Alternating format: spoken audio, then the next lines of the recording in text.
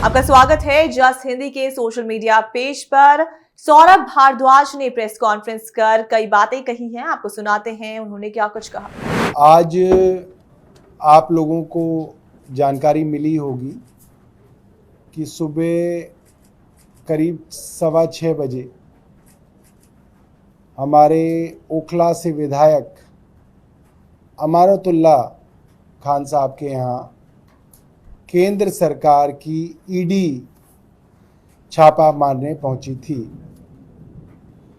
और ये बहुत चिंता की बात है पूरे देश के लिए कि किस तरीके से खुल्लम खुल्ला केंद्र सरकार की गुंडागर्दी चल रही है। ये गुंडागर्दी है। एक सड़ा गला मामला वक्फ बोर्ड में भर्तियों से जुड़ा हुआ मामला, उस मामले के अंदर वक्फ बोर्ड के उस समय के चेयरमैन और हमारे विधायक अमानतुल्ला खान साहब को आरोपी बनाना, पहले शोर मचाना 2016 में कि एसीबी जांच कर रही है, एसीबी ने पूछताछ की, एसीबी ने गिरफ्तार भी किया और फिर उसी एसीबी के मामले के परखच्चे कोर्ट में उड़ गए जब कोर्ट ने उसको जमानत दी और कहा कि आपके इस मामले में कहीं पे भी ये आरोप नहीं लग रहा कि पैसे के लेन देन के आधार पे किसी को नौकरी दी गई। भाई नौकरी के अंदर यही तो गड़बड़ी की आप बार बार आरोप लगा रहे हैं कि पैसे लेके लोगों को भर लिया गया। और एसीबी के मामले में कोर्ट ने साफ साफ कहा कि ऐसा तो कोई सबूत है ही नहीं, कोई ऐसा मामला ही नहीं है कि कहीं पे भी इलीगल ग्रेटिफिकेशन हुआ हो। खैर आप वही बासी स्टोरी चलवाते रहे, कभी अखबार में चलाया, कभी टीवी में चलाया, आपने बदनाम किया एक विधायक को। वो विधायक दोबारा से रिकॉर्ड मतों से फिर जीत के आया और फिर इनकी छाती पे बैठ गया 2020 में जीत के। अब क्या करें? अब वही मामला, वही सड़ा गड़ा मामला जो है उसको सीबीआई से जांच कराई साहब। सीबीआई ने भी जांच कर ली, सीबीआई ने भी चार्जशीट दे दी, पूछताछ कर ली, सब कुछ कर लिया। वहां भी साफ है कि कहीं पे एक आरोप ये नहीं है कि अमानतुल्ला खान साहब ने किसी से पैसे लेके, रिश्वत लेके किसी को नौकरी दी हो। इरेगुलरिटी हो सकती है, कई भर्तियों के अंदर इरेगुलरिटी होती है। उन इरेगुलरिटी के लिए जो भी उसका सजा होती है वो मिलती है, जिसने की होगी उसको मिलेगी। मुकदमा तो चले, तय तो हो कि किसकी गलती है अगर इरेगुलरिटी है भी। अब उसी मामले में अब एक तीसरी एजेंसी आ गई, अब ईडी आ गई।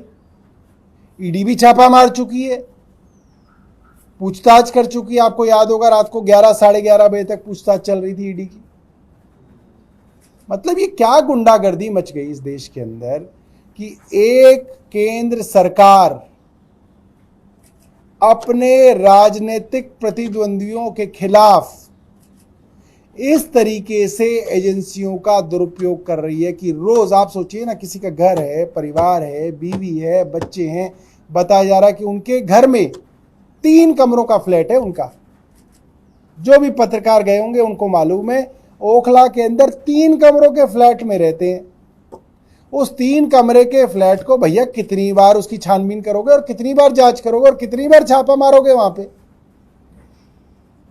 वहां उस 3 कमरे के फ्लैट में एक वीडियो आई है जिसमें उनकी सास वहीं लेटी हुई है, उनको ट्यूब लगी हुई है जिसके अंदर से जो है उनकी शरीर की जो मवाद है वो बाहर निकल रही है। 2 दिन पहले ऑपरेशन हुआ है, कैंसर से पीड़ित है, और आप जो है उनके घर पे जो है फिर से छापा मारने पहुंच गए। मतलब ये तो घटिया राजनीति से भी घटियापन है और शर्म नहीं आती है भारतीय जनता पार्टी को। इनको कितनी बार तो कोर्ट ने लताड़ दिया। देश की सबसे बड़ी अदालत सुप्रीम कोर्ट बार बार हर मामले में कह रही है। मनीष सिसोदिया जी को बेल दी तब बोला, अरविंद केजरीवाल जी को जब नीचे बेल मिली तो ट्रायल कोर्ट ने बोला, अभी 2 दिन पहले दोबारा से जब के कविता जी को बेल मिली सुप्रीम कोर्ट से, उन्होंने भी बोला कि भाई ये क्या मजाक बना रखा है आपने केंद्र शासित एजेंसियों को, कि वो कोई कानून नहीं है उनके लिए। मतलब पिक एंड चूज हो रहा है साफ तौर पे। आपका आरोप है इन लोगों ने जो है 100 करोड़ रुपए दिए, उसमें से एक को ले लिया, दूसरे को छोड़ दिया, तीसरे को गवाह बना लिया, चौथे को जमानत दे दी, पांचवे को अप्रूवर बना लिया। अरे क्या ये क्या हो रहा है? ऐसे इन्वेस्टिगेशन होती है? किसी को आप गवाह बना रहे हैं, किसी को आप अप्रूवर बना रहे हैं, किसी को आप एक्यूज बना रहे हैं, किसी से आप पूछताछ ही नहीं कर रहे हैं, किसी से आप इलेक्टोरल बॉन्ड में 55 करोड़ रुपए ले लिए, उसकी कोई जिम्मेदारी नहीं है, उसकी कोई जवाबदेही नहीं है। भाई तुमने क्यों लिया? तुम्हारा रिश्तेदार लगता था वो आदमी, तुमने उससे 55 करोड़ रुपए ले लिए। कोई भारतीय जनता पार्टी का आदमी इतने सारे लोग प्रेस कॉन्फ्रेंस करते हैं, कोई एक आदमी तो बताया कि भाई हमारा वो फूफा लगता था इसलिए हमने उससे 55 करोड़ रुपए लिए। तुमने उससे 55 करोड़ रुपए क्यों लिए? ये भारतीय जनता पार्टी के पास जवाब नहीं है। और मजाक चल रहा है देश के अंदर। किसी के घर पे चले जाओ, किसी के घर छापा मार दो, किसी के घर आरोप लगा दो। बहुत दुर्भाग्यपूर्ण है। और भारतीय जनता पार्टी की उल्टी गिनती शुरू हो गई है। देश के लोगों ने अब तय कर रखा है कि भारतीय जनता पार्टी को विदा करना है। और दिल्ली के लोग भी देख रहे हैं कि किस तरीके से जो है आम आदमी पार्टी के पीछे ये लोग पड़े हुए हैं और अपनी शक्तियों का दुरुपयोग कर रहे हैं, और दिल्ली के लोग इसका जवाब देंगे। ठीक है, मामले में आगे क्या मतलब आप लोग कोई कदम उठाएंगे, कानूनी या कोर्ट में जाएंगे क्या? अब देखिए, कोर्ट के अंदर तो बड़ी समस्या ये हो गई है कि लोअर कोर्ट तो अब फैसले कर ही नहीं पाते हैं। ये तो बार बार सुप्रीम कोर्ट कह रहा है कि लोअर कोर्ट ना जमानत दे पाते हैं, ना फैसले कर पा रहे हैं, ना हाई कोर्ट के लेवल पे फैसले हो पा रहे हैं, जमानत हो पा रही है। हर चीज के लिए सुप्रीम कोर्ट जाना पड़ता है। अब आज हम जाएंगे भी तो लोअर कोर्ट जाएंगे, फिर सुप्रीम कोर्ट जाए, फिर हाई कोर्ट जाएंगे, फिर सुप्रीम कोर्ट जाएंगे, कई महीने बीत जाते हैं। इसी चीज का फायदा जो है केंद्र की एजेंसियां उठा रही हैं कि आप किसी को भी जो है भेड़ बकरी समझ के बंद कर दो। जब तक वो सुप्रीम कोर्ट तक जाएगा तब तक 6 महीने 8 महीने बीत जाएंगे। 8 महीने तो उसको अंदर रख लिया, 8 महीने तो आपने उसकी राजनीति खराब कर दी, 8 महीने तो उसका क्षेत्र आपने खराब कर दिया। ये चल रहा है।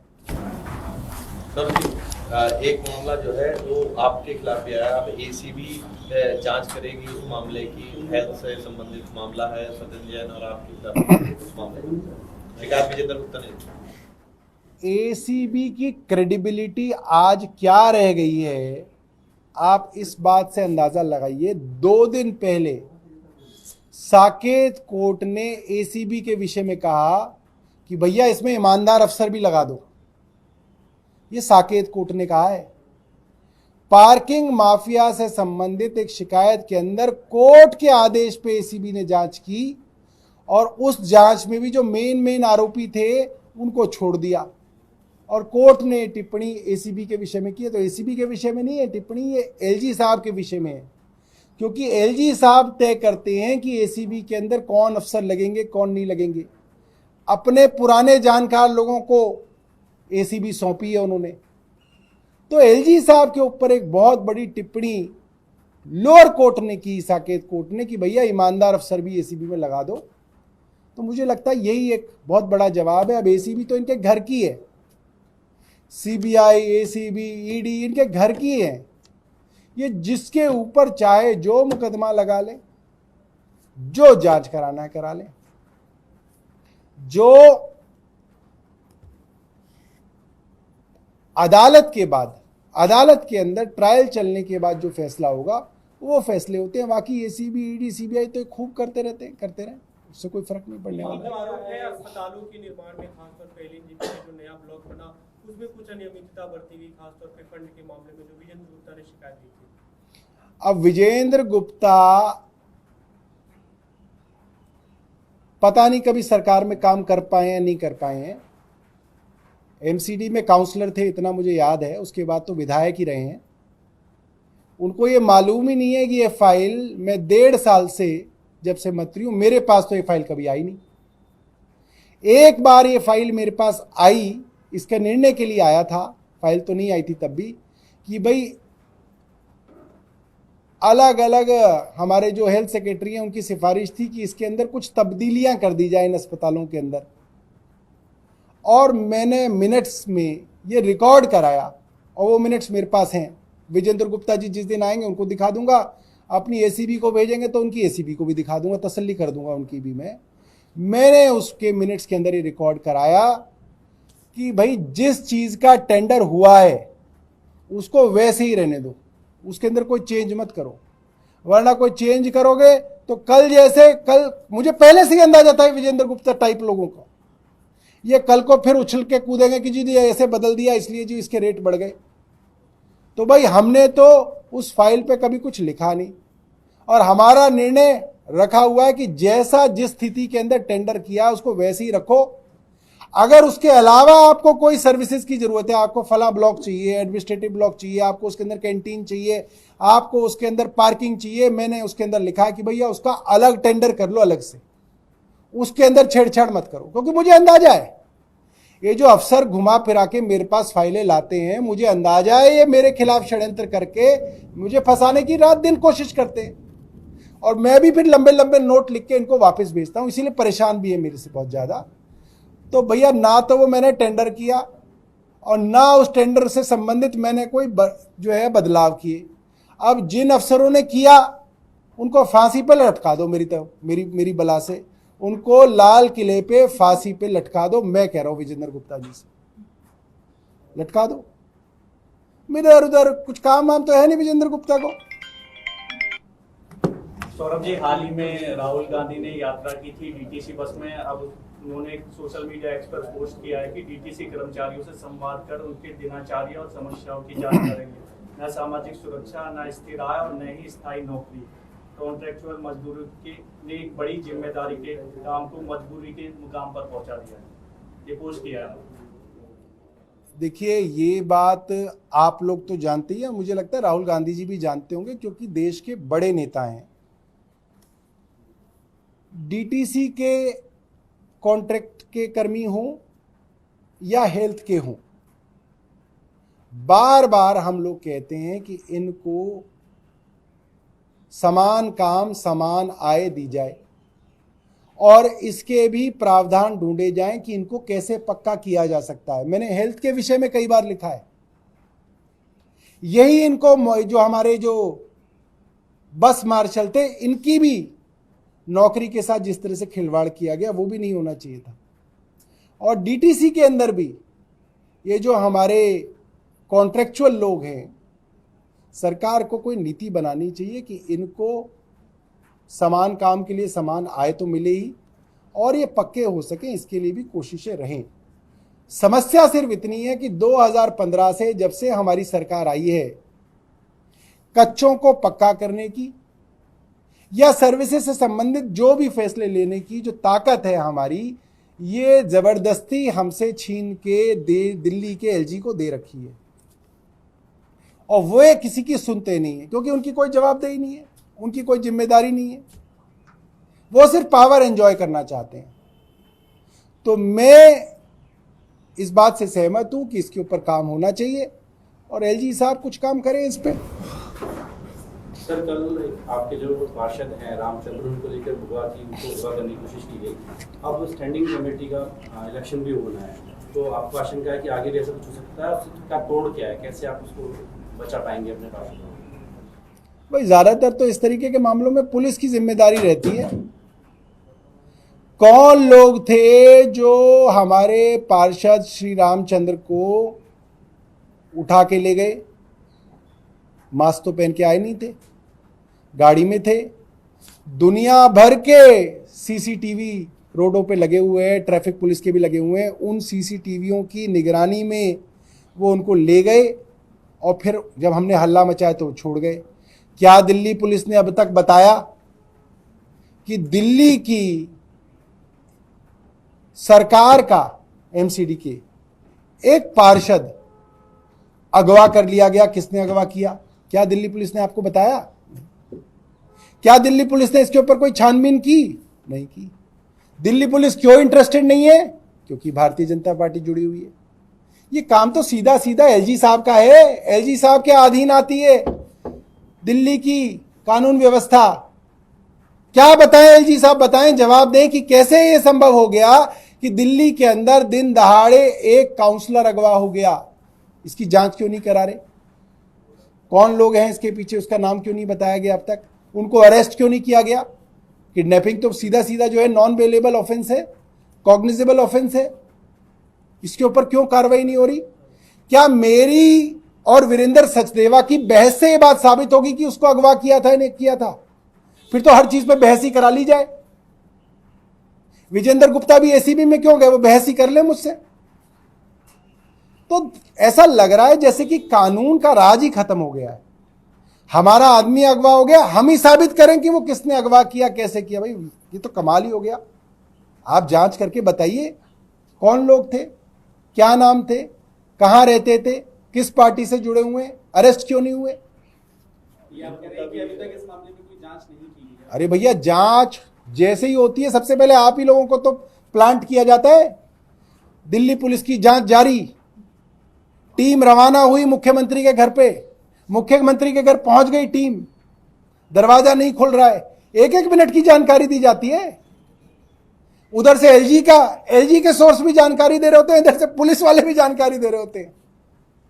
अब ऐसे सो गए एलजी साहब कि उनको मालूम ही नहीं है कि भाई दिल्ली के अंदर एक पार्षद अगवा हो गया।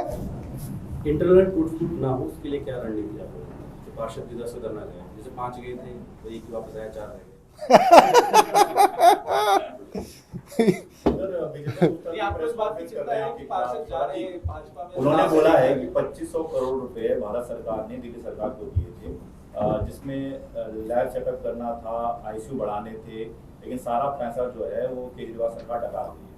नहीं बड़े बड़े प्रोजेक्ट बनाने थे, 1125 करोड़ का प्रोजेक्ट था, जिसमें से 800 करोड़ रुपए का चुनाव हुआ।